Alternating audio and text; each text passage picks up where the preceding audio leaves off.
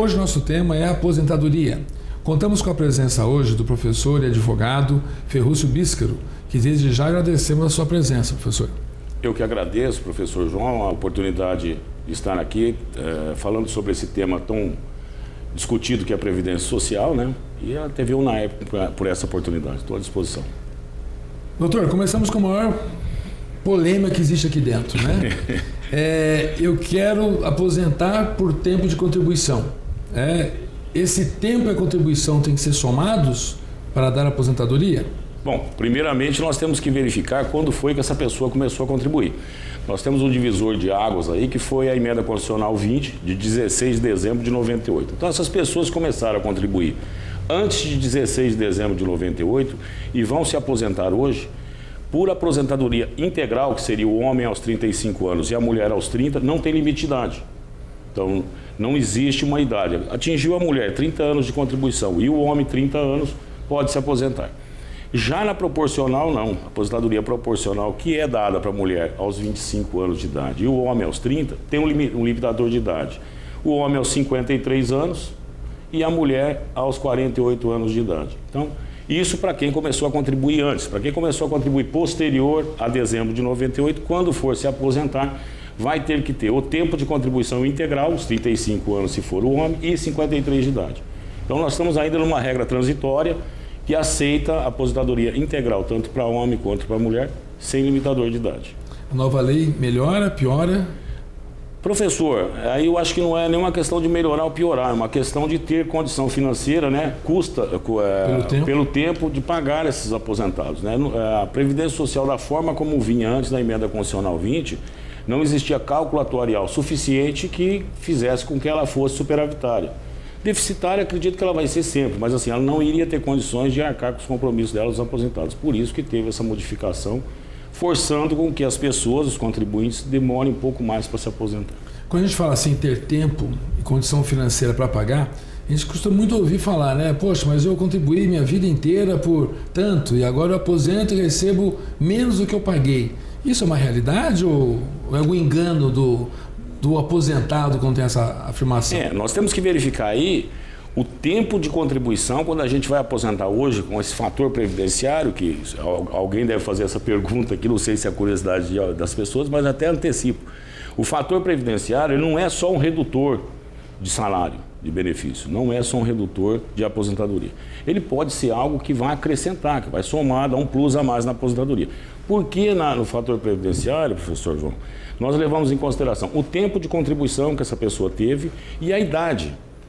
Então, veja bem, uma pessoa que aposenta aos 50 anos de idade hoje, que é comum, ela vai ter uma expectativa de sobrevida de mais 23 anos. Hoje a idade média pelo IBGE são 73 anos. Então, a Previdência Social calcula o seguinte: eu vou ficar 23 anos pagando essa pessoa. Eu tenho que reduzir um pouco o salário dele para ter condição financeira de arcar com todos os aposentados. Então, o período também, né? E o período que ele vai ficar. Então, o brasileiro hoje tem que entender o seguinte: poucos países têm aposentadoria por tempo de contribuição. Acho até que o Brasil já está caminhando para que isso seja extinto. Aposentar hoje com menos de 50, 55 anos de idade é um privilégio só de brasileiro, praticamente no mundo todo. E a tendência é reduzir. Se você quer aposentar cedo, há que se entender que vai ter uma redução no teu salário, no teu orçamento familiar. E o aposentado ele não está conseguindo viver com a aposentadoria, né? A que se deve essa questão do benefício que ele recebe quando aposenta com o salário que ele recebia? Primeiro que nós temos assim um máximo de contribuição. Então, muitas vezes essa pessoa recebe R$6.000, ela não vai ter uma aposentadoria maior que R$3.600. R$3.600 é o limite máximo, o teto máximo da Previdência. Então já caiu alguma coisa. E se ele hoje, vou te dar um exemplo simples e prático, uma pessoa com 35 anos de contribuição, homem, com 53 anos de idade hoje, sempre pagou no teto, que seria R$3.600, ele deve aposentar hoje em torno de R$1.800 a R$2.000. Se ele fosse aposentar por idade, 65 anos de idade, e em 20 anos de contribuição, ele aposentaria com R$3.200. Então a vantagem de esperar é muito grande, porque a pessoa não consegue entender que aquilo lá é para o resto da vida dela. É correto. Para o resto da vida dela. Então ele tem que ser uma aposentadoria boa, que consiga pelo menos suprir as necessidades. Por isso que às vezes então a pessoa acaba fazendo uma previdência privada. Exatamente, para complementar isso. Eu também digo assim, ó, já que você vai querer optar por aposentar proporcional ou antes dos 60 anos de idade, que se faça uma previdência privada e complemente sua renda. Porque... E aí não tem o limite, né? Não, de acordo com a sua condição financeira. Né? A gente tem ouvido muito falar nessa área da aposentadoria sobre desaposentação. O que é essa palavra? Que origem? O que gera para o nosso assunto a desaposentação? Então tá. O legislador, quando foi fazer o decreto 3.048 e outros decretos, não verificou que a Constituição Federal, ela não fala nada se a aposentadoria é ou não reversível.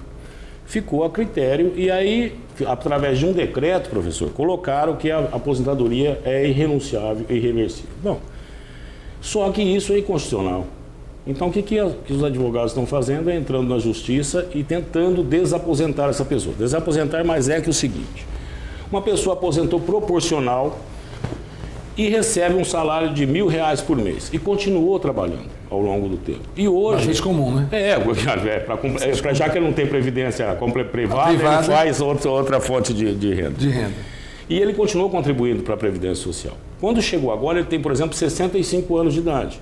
Se ele fosse se aposentar hoje, ao invés dos R$1.000 que ele está recebendo de aposentadoria, ele receberia em torno de R$3.000. E isso assanha as pessoas, né? Digo, olha, contribuí para a Previdência Social e não tive benefício nenhum contribuindo depois de aposentar. Então eles estão entrando na justiça e pedindo a desaposentação, que seria, cessa essa aposentadoria que ele tem, que ele recebeu durante esse período, e concede daqui para frente uma outra aposentadoria com salário melhor. Correto. Então é uma realidade? Olha, é uma realidade que estão pressionando o STF, né? Estão pressionando muito, né? Nós temos assim vários casos que já estão subindo e me parece que já teve uma decisão favorável há 15 dias atrás. Isso não está em lei? Não existe a lei? Existe um decreto regulamentando que você não pode renunciar a essa aposentadoria. E aí a ação vem para... Mas a renúncia é um direito. Sim, porque se levarmos pelo Código Civil, o direito de renúncia é um direito legal.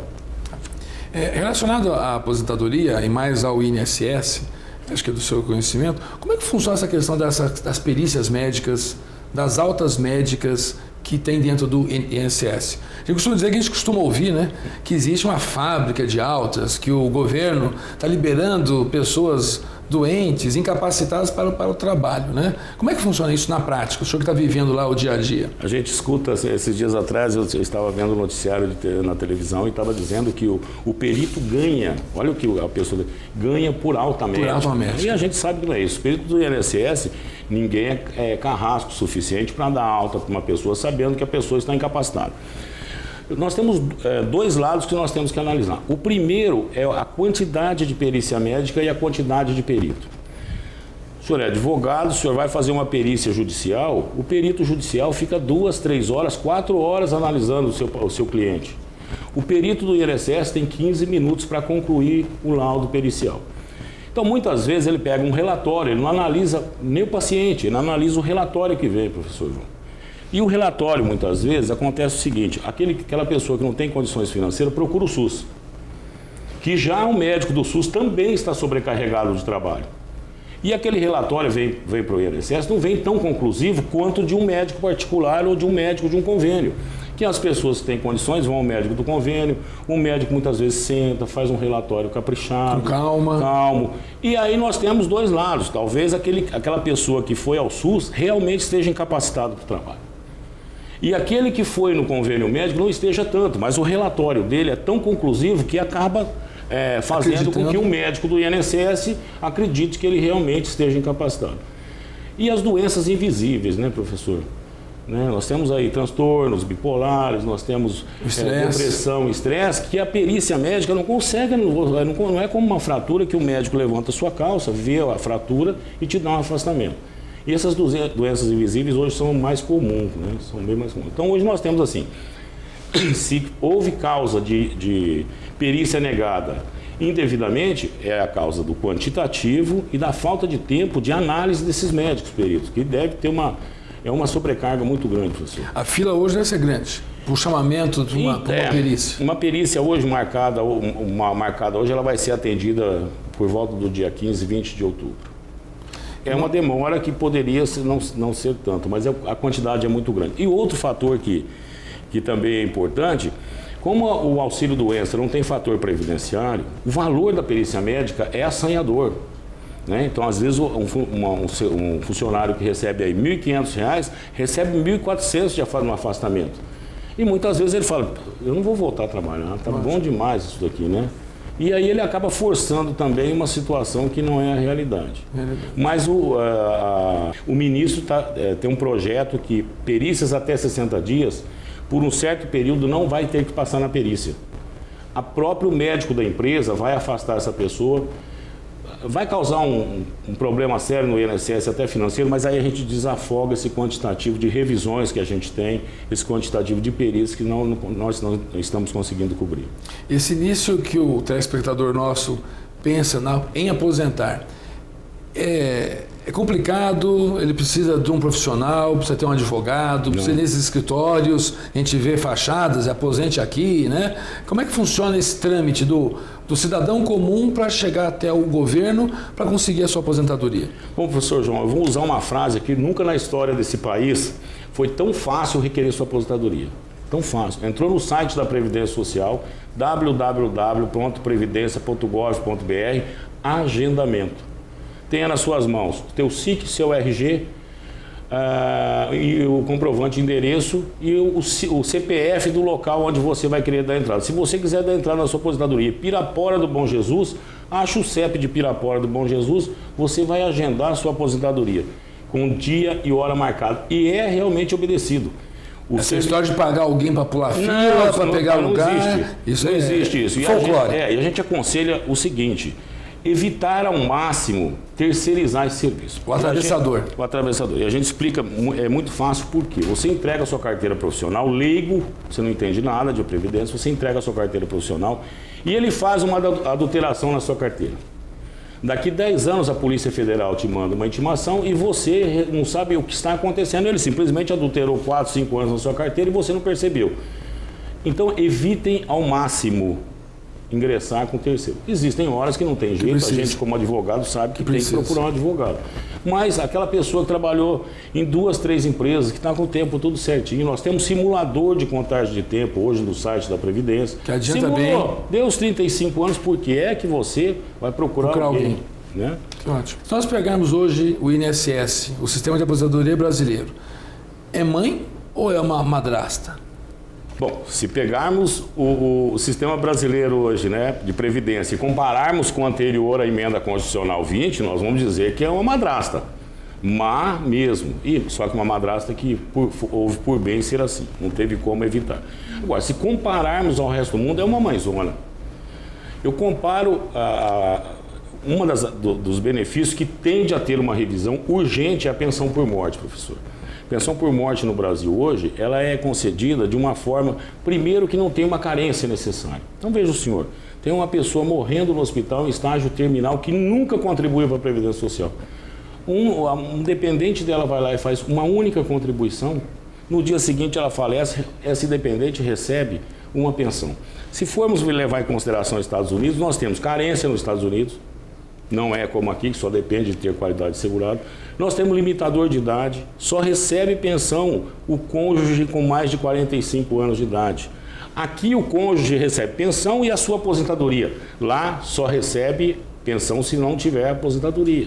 Então é uma mãe. É uma mãe. Então por isso que eu digo que a pensão por morte está fadada a ter uma revisão muito grande no Brasil. Outra coisa que ocorre muito, professor, dentro das famílias, né, pessoas com sobrenomes diferentes, casar homens de 85 anos de idade com mulheres da família de 25, 26 anos. Não tenho nada contra casamento de pessoas de idade com pessoas mais jovens, mas a gente está vendo que é simplesmente para simular uma união estável, para ganhar um benefício. E aí nós teríamos que ter também um limitador de tempo. Quanto tempo você viveu com essa pessoa? Sim. 3 meses, 6 meses, de repente, né? Bom, nosso tempo já esgotou, voou muito rápido, né? Novamente agradecer a sua presença aqui, contribuir para os nossos telespectadores. convidando para o nosso próximo programa. O programa é justo, que tem o objetivo de esclarecer dúvidas jurídicas. Muito obrigado e até a próxima. Obrigado, professor.